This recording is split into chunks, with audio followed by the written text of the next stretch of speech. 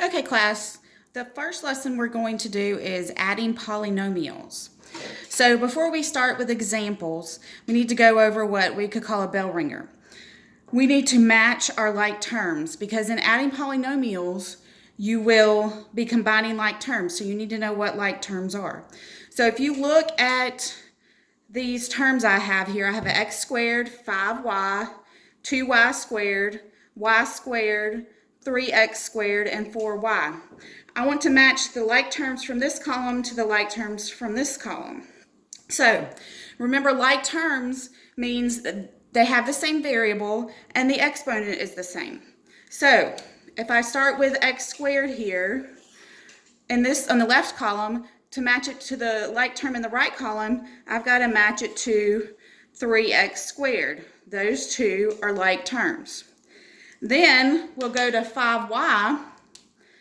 5y, since our variable is just a y with no exponent, it's going to match to 4y. Those are like terms. And lastly, we have 2y squared. Well, our variable is y and we have a squared exponent, so we're going to match it to y squared up here. So that is matching like terms. Let's go on to example 1. So in example 1, it says we're going to simplify each sum for each polynomial. We have a binomial, it has 2 terms, and we're adding it to another binomial with another 2 terms. So what I'm looking for is like terms. I'm always going to start with the variable with the highest exponent first. Well, the only variable with the exponent is any variable we have are x's here. This 1 and 5 do not have a variable. So we're going to start with 2x. 2x is a like term with 3x. So we're going to combine those. To combine them, remember, we look at the first number. We look at their coefficients. We say 2 plus 3, and that gives us 5. So it's going to be 5, and then the variable just tags along, so it's 5x. Then we're going to look at the next like terms. Well, we have 1 and 5. Those are our constants. Well, we say 1 plus 5 gives us 6, and it's positive 6. So when we combine these polynomials or add these polynomials, our answer is going to be 5x plus 6. Okay, let's do another example. Okay, this is example 2. So example 2, again, we're adding polynomials. This time we have 2x minus 5x squared plus 6x squared minus 6x. So again, we got to combine like terms. So we're going to start with the variable with the highest exponent. Well, I have x and I have x squared. Well, this x, we know the exponent is a 1. It's an invisible 1 right there. So this one with the squared is the highest exponent. So we're going to take our negative, we got to take the sign with it, it's negative 5x squared, and we're going to combine it to the like term over here, 6x squared. So when I combine those, I'm going to, again, look at their coefficients, the number in front of the variable. We're going to say negative 5, and that's positive 6. Over here, we'll jot down a little note. Well, negative 5 plus 6 gives us positive 1. So our coefficient is going to be positive 1, and then the x squared just tags along. So it's 1x squared, or just x squared. And then we've got to look at 2x and negative 6x. So we're going to take those and combine them over here. So I've got positive 2x and negative 6x. So we've got 2 combined with negative 6. Well, 2 minus 6 gives us negative 4. So that's going to be negative 4 is our coefficient, and then the variable just tags along, which is x. And that is our answer. You know you have simplified it as much as you can when you cannot no longer combine any like terms. This is an x squared, this is an x. We cannot combine these because they are not like terms. Okay, so I have a guided practice for you guys. I want you to pause the video, copy down the problem, do it on your paper, work it out, and then restart the video to see if, as I work it out, if you got the correct answer. So let me get started. So we have 8 plus 7x to the third plus negative 2x to the third minus 6. Well, again, I need to start with my highest exponent. X to the third is higher because 8 and negative 6 are our constants. They do not have a variable. So we're going to start with 7x to the third and negative 2x to the third. So again, we're going to take 7 and negative 2 and combine those. So 7 minus 2, we know, gives us 5. So that's going to be 5. We bring down our x to the third. Then we're going to go with our 8 and negative 6. Well, 8 minus 6 gives us 2, and it's positive 2. So we put positive 2. And this is what you should have gotten when you did this guided practice on your own. If you did not, please make a note of it so that you can ask me a question, send me a message to ask a question about this. Okay, let's do another example. This time, this is example 3. We have a trinomial plus a binomial. So, again, we're still just combining like terms. Even though this one has 3 and this one has 2, we're still only combining our like terms. So I want to start with the one that has the highest exponent. I have 8r squared plus r to the fourth minus 8r to the third, plus our binomial is 5r to the third plus r to the fourth. Well, our highest exponent is 4. So we're going to combine those first. Remember, if there's not a number in front of the variable, what do we know is always there?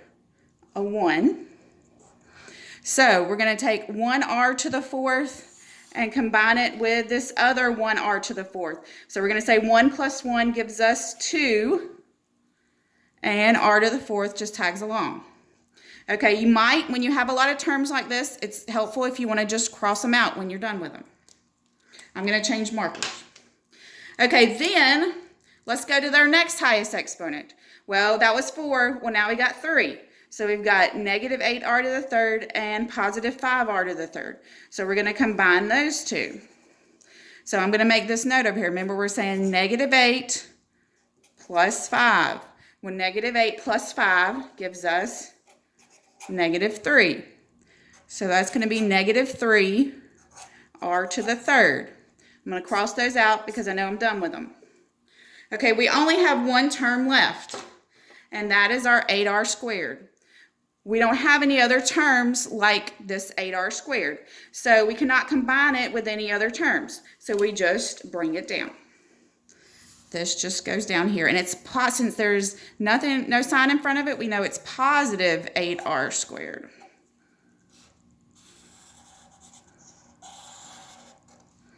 So our answer is 2r to the fourth minus 3r to the third plus 8r squared. Okay, let's do another one like that. And then we'll have a guided practice and we'll be done. Okay, so again, we want to combine our like terms. So we've got a trinomial, it's got 3 terms, plus another trinomial, another 3 terms. So I'm looking at my exponents. I got a 2, a 3, a 4, and a 3. Our highest exponent is this negative 7x to the fourth. The 4 is the highest exponent. So that's what we're going to work with first. Well, if I look at it, I don't have any other like terms. There are not any other exponents of 4. So we're just going to bring that one down to start. It's going to be negative 7x4. Since we don't have anything to combine it with, we just have to bring it down. Then we need to go to the next highest exponent. That's the 3. We've got negative 7x to the third and positive 5x to the third. So we're going to combine those. Let me bring them both back here. So we're going to say negative 7 plus 5. Negative 7 and positive 5. That gives us negative 2. So it's going to be negative 2x to the third. Then we're going to cross those out so we don't try to use those again. Then, okay, so that was x to the third. We need to go to x squared. Well, I have x squared here. I have negative 2 and positive 1. This x squared does not have a like term to combine it with. So again, I'm just going to bring it down. It doesn't have a sign in front of it, so that means it's positive. So positive x squared. Let me cross it out. And then lastly, we're going to deal with our constants. We have negative 2 and positive 1.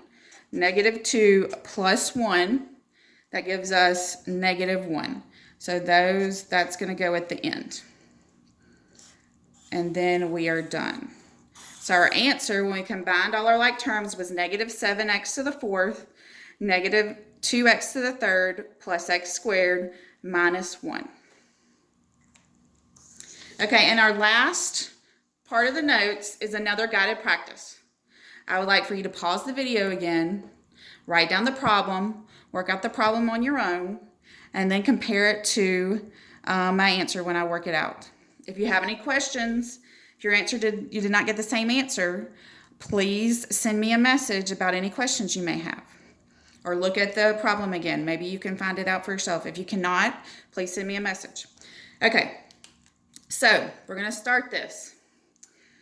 I've got 2x plus x to the 3rd minus 6x to the 4th plus 8x plus x to the 4th plus 8x squared. Again, I'm looking for my highest exponent. My highest exponent is a 4 here. So I'm going to combine, I've got an x to the 4th and an x to the 4th over here. I'm going to combine these two. Remember, if there's not a number in front of the variable, we know there's a 1 there. So that's going to give us negative 6 plus 1. Negative 6 plus 1 gives us negative 5. So it's negative 5, and x to the 4th just tags along. Let me mark those out so I don't get confused, or makes it easier to organize. Okay, then that was x to the 4th. Let's look for x to the 3rd. So we have x to the 3rd here. On this trinomial over here, I do not have another x to the 3rd. So we're just going to bring that positive x to the 3rd down. It's just going to come down here. Okay, then we're looking for our x squared. X squared, I have an x, and an x squared. So again, x squared does not have any like terms with it, so we're just going to bring that one down as well. So it's positive 8x squared. And lastly, let me mark that one out. We've got 2x and 8x. We've got to combine those two. Those are like terms. So we're going to say, we're going to combine it way over here.